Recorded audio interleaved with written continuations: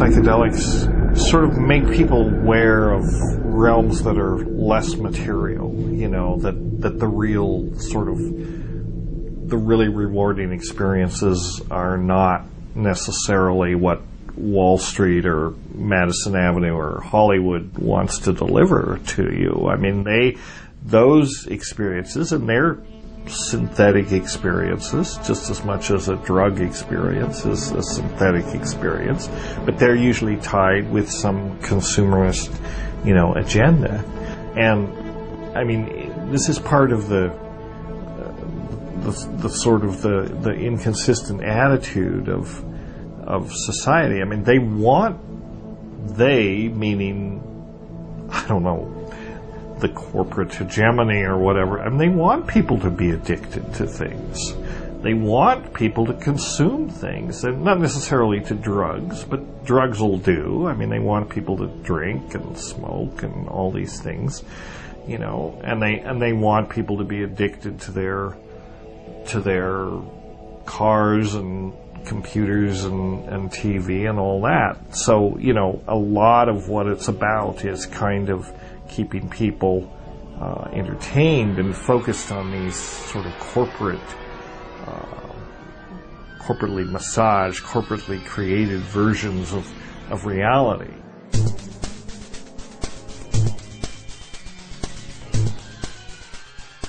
The business of culture, any culture, is to perpetuate its cultural models. And if the hallucinogenic plants have not been integrated into the cultural model, then they are definitely seen as dangerous forces for an unpredictable sort of social change. Mm-hmm. Now, if the hallucinogenic plants have been integrated into the cultural model, this is not then a problem, and this is the case with shamanism. Shamanism is the culturally sanctified institution of inner exploration via psychoactive plants. Where psychoactive plants are not present, shamanic institutions tend to become vitiated, to rely on ritual or ordeals or other methods of eliciting these ecstatic states.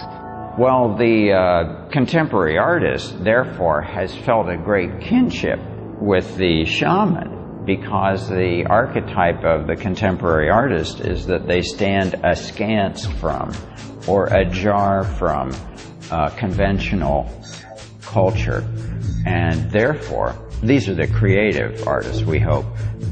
Therefore, they contribute a different perspective on ourselves, and something that we can learn from. And I think that that's part of the role of sacred art, ultimately, is to show us a higher model of what we can be, so that we're pulled toward our highest potential, rather than having our negative or materialist sense reinforced. We get that through a lot of our other materialist and very rational culture.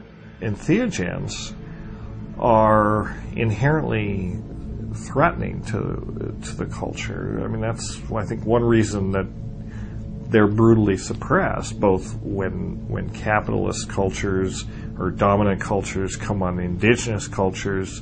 They're usually bringing another religion, an outside religion, Christianity or whatever, usually incompatible with the indigenous practices. So that's the first thing to go, and the first thing to be attacked, and along with that goes the knowledge of these plants. The church was concerned that the magic of the witches be seen as real, number one, and number two, entirely caused by the agency of the devil himself. And so the church downplayed the operational role that plants had in inducing these states, because, after all, if the devil cannot lead you astray without the use of plants, why, what kind of devil is it?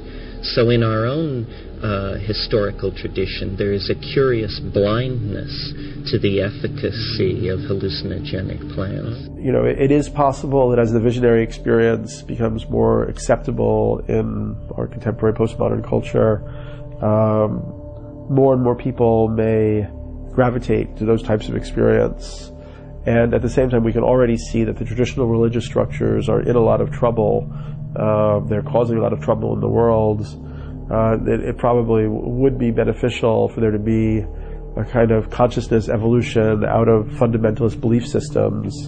And, you know, I think that the shamanic experience might be helpful in that evolutionary process. As institutions, what they have in common is they discourage individual thought, and they discourage critical thinking, and they discourage questioning. They encourage that, okay, here's a body of beliefs or cultural norms or, you know, a largely accepted beliefs, and you're just supposed to accept it, you know. Don't ask questions, sit down and shut up. You know, accept it and integrate it and be a good, you know, citizen, consumer, whatever role is decided. Entheogens are inherently threatening because they enable people, or sometimes they compel people to reject that, you know, and say, well, maybe there's more to life than, you know, working in a cubicle for some faceless corporation so I can, you know, not have health insurance and die sick and, you know, without a pension and, you know, and just spend my time with that. Maybe it encourages people to, you know, look for different purposes in life than that. And so that's really, I think, what's going on. The problem with the psychedelics is that they dissolve cultural programming and hence inherently have a political charge about them. And actually that's the weakness, you know, of what I'm sort of beginning to call the death